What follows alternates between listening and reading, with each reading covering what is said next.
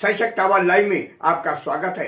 मैं राजेंद्र सोनी एक बार फिर हाजिर हूं आम जन से लेकर राजनीति और क्षेत्र की विभिन्न घटनाओं के साथ, पक्ष न विपक्ष, सिर्फ निष्पक्ष। आज नव वर्ष की संध्या में करावल नगर के उप जिला अधिकारी संजय सोंधी ने जहां दिल्ली वासियों को बधाई दी, तो वहीं कोविड-19 के खतरों को देखते हुए दिल्ली वासियों को आगाह करते हुए कहा, कोरोना के नियमों का पालन करना ही सर्वश्रेष्ठ उपाय है। इसके लिए जरूरी है कि हम मास्क लगाएं, भीड़ भाड़ में जाने से बचने के साथ साथ कोविड टीका अवश्य लगवाइए। देखिए आज की ये रिपोर्ट।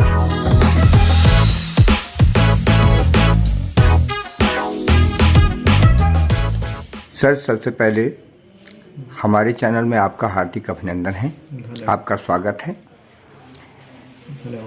बीते जा रहे साल और नए आने वाले साल के बारे में आप क्षेत्रवासियों को क्या संदेश देना चाहेंगे?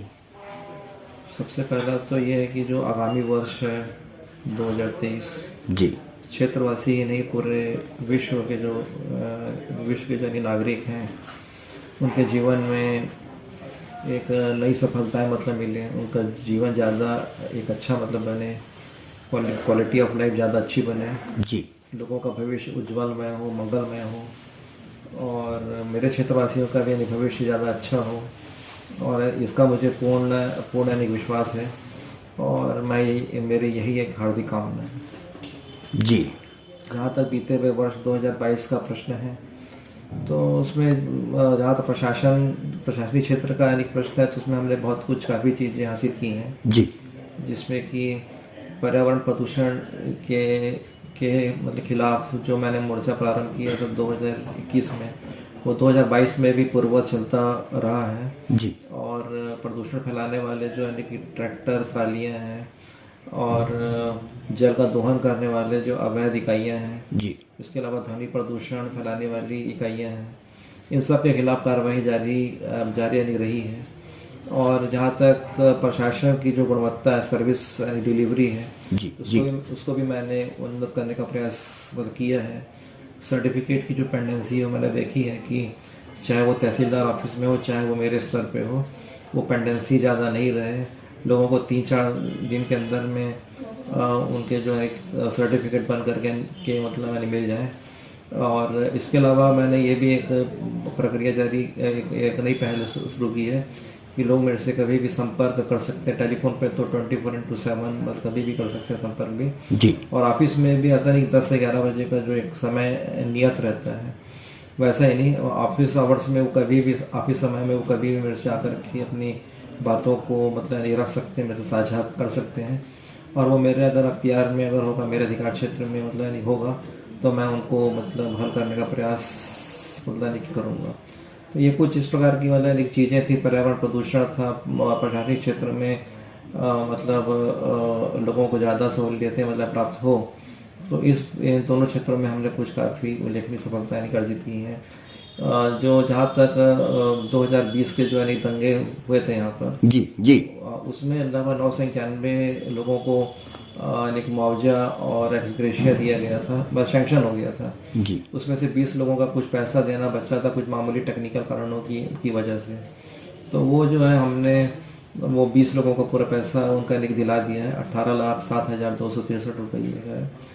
इसके अलावा जो ये भयानक बीमारी आई थी, पैंडेमिक जो आया था कोविड का, तो उसमें हमारे जो मतलब क्षेत्र से मतलब करावल नगर से 453 लोगों को मुख्यमंत्री परिवार आर्थिक सहायता योजना के तहत 50,000 रुपये की जो धनराशि है और जो DDRF के तहत जो 50,000 रुपये था वो उनको पेमेंट कराई जा चुकी है। पिछले वर्ष जो असमय बारिश हुई थी अक्टूबर में, उसमें भी सभी 37 जो मुक्तभोगी किसान थे उनको भी जो सरकारी नियमों के हिसाब से जो कंपनसेशन उनका बनता है उसका भी पेमेंट कर दिया गया है। ये कुछ चीज़ें ऐसी हैं जो कि मैं मानता हूँ कि मतलब कि उल्लेखनीय रही हैं 2022 में जी जी, जो कि बताने योग्य है। सर, अभी आपने जो है बीमारी की बात की, कोरोना की, और अभी आगे भी हमें लग रहा है कि जैसे उम्मीद करता हूँ कि ना हो, लेकिन ऐसा लग रहा है कि ये बढ़ने के शुरुआत के दौर में है। क्या कहना चाहेंगे इसमें कम से कम क्षेत्रवासियों को सुरक्षा के मद्देनजर क्या संदेश देना चाहेंगे? जिनका टीका नहीं लगा है जी, वो लगवा लें अभी भी, और प्रिकॉशनरी डोज जिनकी ड्यू है वो ज़रूर लगवा लें। टीके से ज़्यादा अच्छा कोई सुरक्षात्मक उपाय नहीं है। लोग अपना इसके बारे में भय छोड़ दें। जिनके जो भी थोड़े बहुत जो लोग हैं उनके मन में जो भी शंकाएं हैं, कुशंकाएं हैं, वो उनको त्याग दें। मैंने खुद टीका नहीं लगवाया है, तीनों मैंने मतलब फर्स्ट डोज, सेकंड डोज और जो प्रिकॉशनरी डोज है सभी डोज लगवाई। कोई इससे नुकसान नहीं होता, फ़ायदा ही होता है, और यही एक रामबाण इसका एक यानी कि इलाज है। उसके अलावा अब जो है कोविड अप्रोप्रिएट यानी कि बिहेवियर है, जैसे गवर्नमेंट ने कहा है कि भीड़ भाड़ वाली जगहों पे जाने से यानी कि बचे थोड़ा, और मास्क लगा करके यानी रखें। वैसे मैंने खुद अभी कुछ समय पहले ही मास्क यानी उतारा है, इंटरव्यू से पहले ही। जी। तो ये मास्क लगा करके यानी मतलब नहीं रखें, और भीड़ भाड़ वाली जगहों पे जाने से थोड़ा सा नहीं बचें, थोड़ा सा कुछ समय के लिए थोड़ा सा भी इससे थोड़ा बचें। तो यही हम पूरे मतलब देश के लिए और पूरे क्षेत्र के लिए ही सबसे हितकारी होगा, क्योंकि सुरक्षा ही बचाव है। मैं ये भी बताना चाहूँगा कि मैंने एक और पहल प्रारंभ की है। वो ये है कि हफ्ते के जो सभी कार्यकारी जो है दिन होते हैं, सभी दिवसों पर रेवेन्यू केसेस की सुनवाई करना बिना किसी मतलब नागे के। पिछले एक वर्ष में मैंने लगभग 80 से 85 रेवेन्यू केसेस मैंने अभी सॉल्व किए हैं, जबकि उससे पहले जो है सभी एसडीएम ने मिल करके लगभग 62 केस सॉल्व किए थे। मैंने एक वर्ष 15 महीने की जो यानी कि अवधि हुई है, उसमें मैंने लगभग 80 से 85 केस जो है उसका मैंने फैसला यानी कि सुनाया है। इसके अलावा है कि जो मैं अपने जो महत्वपूर्ण 2022 की जो महत्वपूर्ण उपलब्धियां मानता हूँ, कांवड़ यात्रा का सफल आयोजन कर लेना। लोगों को कोई मतलब ज़्यादा तकलीफ उसमें नहीं हुई, या तकलीफ मतलब यानी कि हुई ही नहीं। सरकार की तरफ से जो भी उनके लिए कैंप लगाए गए थे वहाँ पर अच्छा यानी कि अरेंजमेंट था। इसके अलावा यमुना में अब की बार 2 बार फ्लड आया, और जो सेकंड बार का जो फ्लड आया था वो तो शायद इस पीढ़ी ने ऐसा बोलते हैं कि पहली बार देखा है। पानी बहुत ज़्यादा ऊपर आ गया था, रिकॉर्ड लेवल के थोड़ा सा ही नीचे बच गया था।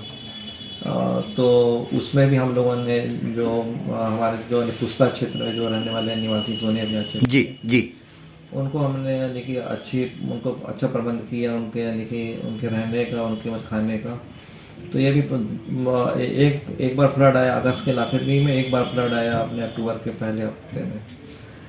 तो उसके अलावा जो है एक और जो महत्वपूर्ण सफलता रही है वो रही है छठ की, क्योंकि जो एनजीटी और national mission for clean Ganga के जो निर्देश थे उसमें यही थे कि अब ये यमुना नदी में कोई भी पूजा नहीं हो सकती है, पूजा सामग्री उसमें नहीं डाली जा सकती। तो एक तरफ लोगों की धार्मिक भावनाएं थी और एक तरफ जो था अदालती फैसला था। तो हमने जहां पिछले वर्ष करावन नगर में 5 घाट बने थे, अब की बार उनकी संख्या बढ़ के 18 हो गई। जी। और उसमें से 11 जो थे वो सोनिया विहार क्षेत्र में ही बने, पुस्ते के करीब ही बने। हमने ज़्यादा बड़ी बाड़ें मतलब लगा दी, लोगों ने वहाँ पे आकर के अपनी धार्मिक आस्थाओं का पालन भी मतलब किया, और कोई भी व्यक्ति जो है यमुना नदी में प्रवेश नहीं कर पाया। तो लोगों की धार्मिक भावनाएं, जो लोगों की धार्मिक आस्था थी वो भी पूरी हो गई, और जो अदालती आदेश था उनका भी सम्मान हो सका। तो ये काफ़ी बड़ी एक कहने की बात थी।